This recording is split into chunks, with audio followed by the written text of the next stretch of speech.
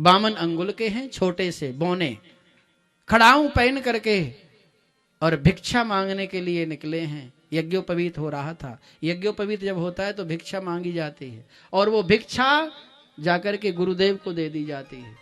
भिक्षा मांग के शुक्राचार्य गुरु बृहस्पति जी के पास पहुंचे, समर्पित कर दी। बोले इससे हम संतुष्ट नहीं होंगे, हमें तो त्रिलोकी की संपत्ति चाहिए, तीनों लोगों की संपत्ति चाहिए। भगवान ने कहा ठीक, प्रणाम किया है और सीधे चल दिए हैं। भगवान कहाँ? जहां नर्मदा नदी के किनारे शुक्राचार्य जी को आचार्य बना करके राजा बलि यज्ञ कर रहे थे। बड़ा सुंदर स्वरूप है भगवान का।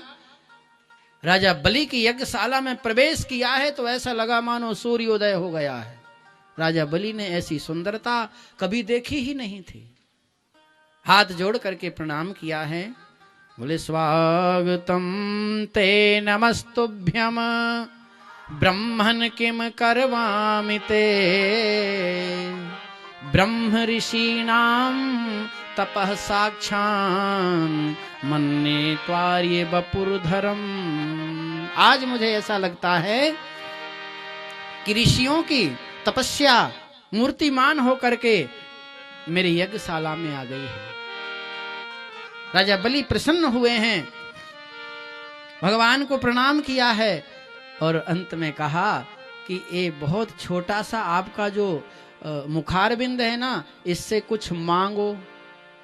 अब भगवान माला जप रहे थे सो कुछ उत्तर नहीं दिया। राजा बलि ने 3 बार कहा कुछ मांगो। यद यद बटो वांछति तत् प्रतीक्षमे त्वामर्थिनं विप्रसुतानुतर्कये गाम कांचनम गुणबदधाम मृष्टम तथान्य पेयुतमा विप्रकन्या। क्या क्या चाहिए आपको बोलो।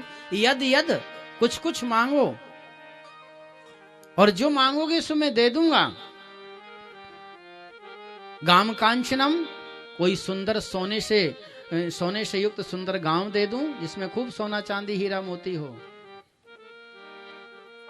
क्या इच्छा है आपकी? भगवान वामन ने कोई उत्तर नहीं दिया है। राजा बलि ने कहा गुरुदेव ये कुछ उत्तर देते नहीं हैं। शुक्राचार्य जी ने कहा कि ये अभी माला जप रहे हैं।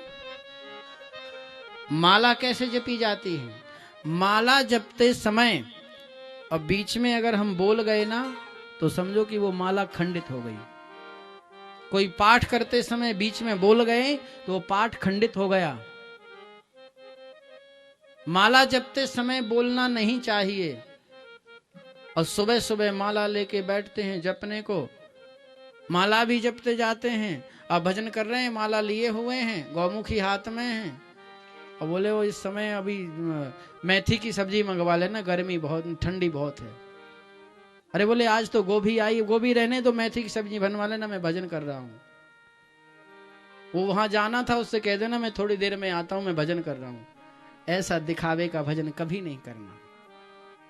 माला फेरत युग गया, गया न मन का फेर, कर का मन का डार के, मन का फेर।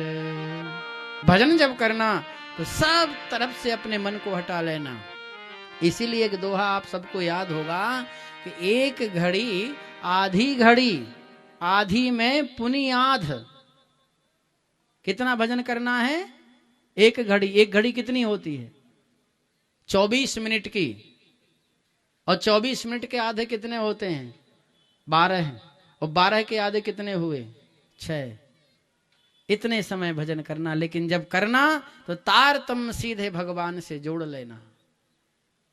माला जप रहे थे वामन भगवान, पर माला जपते जपते वामन भगवान के उस छोटे से, वामन भगवान थे छोटे से, 52 अंगुल के। ये अंगुल होते हैं ना ऐसे, टोटल 52 अंगुल।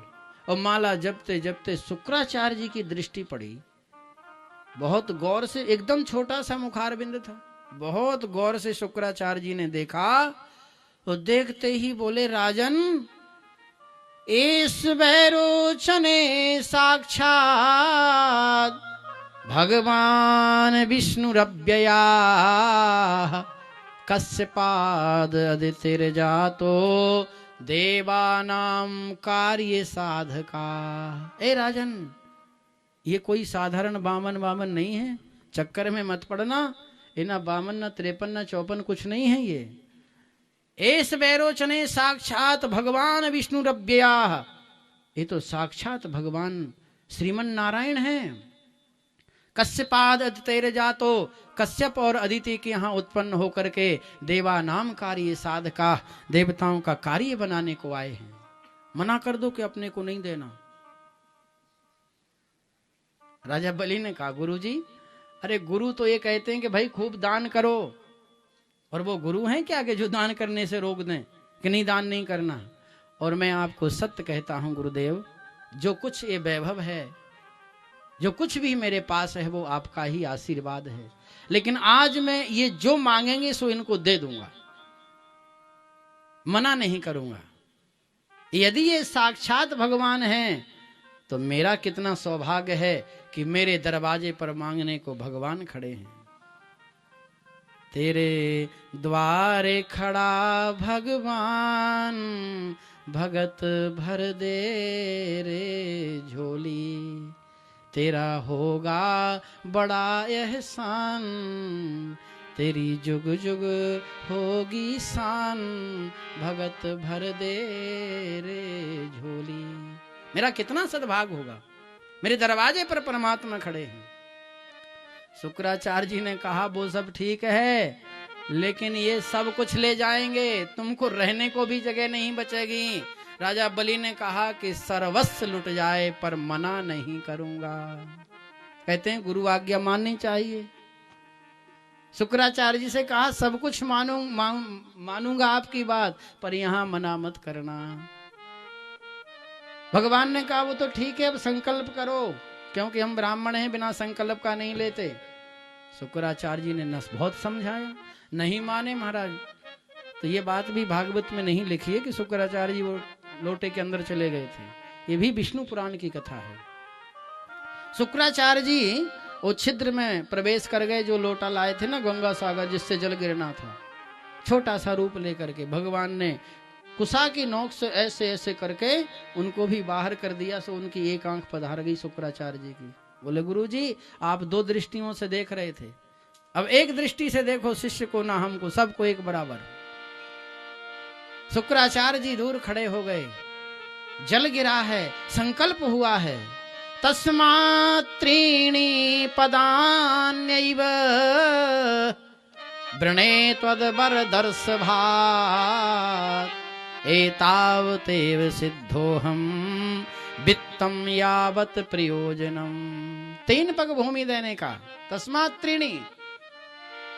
राजा बलि ने कहा बहुत छोटे हो, आसन भी नहीं बिछा पाओगे 1.5 बाई 1.5 का, थोड़ा और मांग लो, 3 की जगह 1 0 बढ़ा दो, 30 कर दो ना, तो आसन तो बिछ जाएगा ना बैठने का। भगवान ने कहा पहले तू 3 पग हाथों कर, फिर देखा जाएगा। वित्तम यावत प्रयोजनम, उतना ही लेना चाहिए जितने में अपना प्रयोजन हो। और जैसे ही 3 पग भूमि का संकल्प किया तो सज्जनों मेरे बामन भगवान, बामन जो थे, बौने जो थे, वो विराट बन गए। बोलो विराट भगवान की। अब छोटा सा खड़ा था राजा बलि, और आकाश में भगवान का मुखार बिंद दिखाई दे रहा था। सभा में हाहाकार मच गया। शुक्राचार्य जी कह रहे थे हमने समझाया था ना, लेकिन विंध्यावती परेशान थी, राजा बलि की पत्नी। रत्नावली परेशान थी, राजा बलि की पुत्री। मैं ऐसा जानती तो अपने स्तनों में जहर लगा लेती, इसको बच्चे को पिला देती, ये मर जाता। भगवान ने कहा तुम भी आगे आना, तुझे भी निपटाऊंगा आगे। ये रत्नावली ही कृष्णावतार में पूतना बनेगी। सब कुछ दुख, सब दुखी थे, शुक्राचार्य, रत्नावली, विंध्यावली, सभासद। लेकिन राजा बलि बहुत प्रसन्न हो रहा था कि आज मेरे यहां भगवान आए हैं मांगने को। 3 पग भूमि का संकल्प किया था सज्जनों, सो भगवान ने एक पैर से नापना आरंभ किया और जैसे ही पैर को आगे बढ़ाया तो क्षितिम पदैकेन बलिर विचक्र में, एक पग में क्षिति माने पृथ्वी के सब लोगों को नाप लिया। नीचे के जितने लोग थे ना ऐसे नाप दिया। नभः शरीरेण, नभ माने आकाश को शरीर से नाप लिया। दिशश्च बाहु भी, दिशाओं को भुजाओं से नाप दिया। और दूसरा भगवान का जो चरण कमल था वो पदम द्वितीयम क्रमतः त्रिवृष्टपम, दूसरा चरण ब्रह्मलोक में पहुंच गया। ब्रह्मा जी ने भगवान के चरण के दर्शन किए, अपने कमंडल से जल लेकर के भगवान के दाहिने पैर के अंगूठे का अभिषेक किया है और उसी से ये गंगा जी निकली है। इसलिए कहते हैं विष्णु पदी, भगवान के चरणों से निकली है और भगवान के चरणों का वो जल पान करते हैं। गंगा जल पान कियो जिनने, तिन अमृत पान कियो न कियो। भगवान के चरण से ही निकली है गंगा जी। एक पग में नीचे के लोगों को नाप लिया, दूसरे पग में ऊपर के लोगों को नाप लिया। अब तीसरा पग कहां रखें भगवान? राजा बलि से बोले राजन बहुत दानवीर थे ना, अब बताओ तीसरा पग कहां से नापें? पर डर नहीं रहा है, बहुत प्रसन्न हो गया, हृदय प्रफुल्लित हो गया, आनंद में भर गया। भगवान से निवेदन करने लगा, क्या कहते हैं प्रभु आप? आपने कहा कि मैंने 2 कदमों में आपके पूरे धन को नाप लिया, वैभव को नाप लिया, तो मैं खड़ा हूं ना अभी। ये धन वैभव को बनाने वाला कौन है? मैं हूं ना। भगवान ने कहा क्या कहना चाहता है? बोले यदि 2 कदमों में धन नापा तो तीजा कदम धनी होगा, तो तीसरा पग मेरे माथे की शोभा बना दो। भगवान ने कहा राजा बलि आया था मैं तुम्हें छलने को, पर मैं सत्य कहता हूं कि मैं भी चला गया। मुझे क्या मालूम था कि तुम इतने बड़े मन के हो। बिल्कुल डरे नहीं राजा बलि। भगवान ने कहा आज देवताओं से झगड़ा करना पड़ेगा तो कर लूंगा, तुम कहो कि त्रिलोकी की संपत्ति लौटा दो तो मैं लौटा दूंगा, मैं इतना प्रसन्न हूं। राजा बलि ने कहा आपकी कृपा। तो भगवान ने कहा ठीक गरुड़ जी इनको बांध करके सुतल लोक में पटक दो, अब रहने को जगह ही नहीं है। गरुड़ जी आ गए। भगवान ने कहा कोई और इच्छा हो तो बताओ। तो राजा बलि ने कहा एक इच्छा है, अगर पूरी करा दें आप तो। भगवान ने कहा बिल्कुल पूरी करेंगे, क्योंकि मैं तुम्हें छलने के लिए आया था, पर मैं सत्य कहता हूं कि मैं छला गया।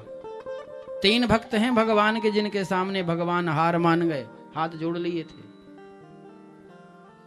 एक रामावतार में आपने सुनी होगी कथा, बानर राज बाली। बाली को जब छुप करके भगवान ने बाण मारा था ना, और जैसे ही सामने गए तो बाली ने कहा कि आप भगवान हैं, समदर्शी हैं। और समदर्शी का एक काम कि एक भाई को मित्र बना लिया, एक को शत्रु बना के मार दिया, और वो भी छुप करके मारा। अरे आप मुझे मिलते ना मुझसे पहले, सुग्रीव को तो आपने अग्नि साक्षी करके मित्र बना लिया, और मेरे पास आते तो महाराज मित्रता बाद में करता, पहले मैं ले जाके सीधे जानकी जी से मिला देता आपको। भगवान ने कहा कैसे मिला देता?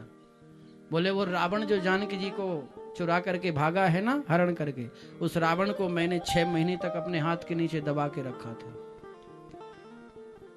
यदि मुझसे पहले मिल जाते तो मैं कुछ करके दिखला देता, अग्नि की साक्षी फिर होती, पहले सीता से मिला देता। भगवान ने कहा कैसे मिलाते? बोले मैं उसे खूब जानता हूं जो उन्हें चुरा कर भागा है।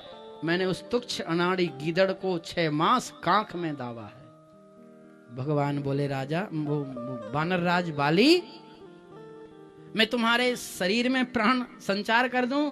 बाली ने कहा कोई आवश्यकता नहीं है, आपके दर्शन जो कर रहा हूं ना, इससे और अधिक पुण्य मुझे कुछ मिलने वाला नहीं है। जन्म जन्म मुनि जतन कराही, अंत राम कहे आवत नाही। और आज अंत समय आप मेरे सामने खड़े हैं, तो बाली के सामने भी भगवान हार मान गए। अचल करहूं तन राखूं ताता, मैं तुम्हारे शरीर में प्राण संचार करूं। उधर द्वापर युग में काली नाग के सामने भगवान श्री कृष्ण हार मान गए थे, और इधर ये राजा बलि के सामने भगवान वामन विराट हार मान गए। सुतल लोक में पहुंचा दिया है।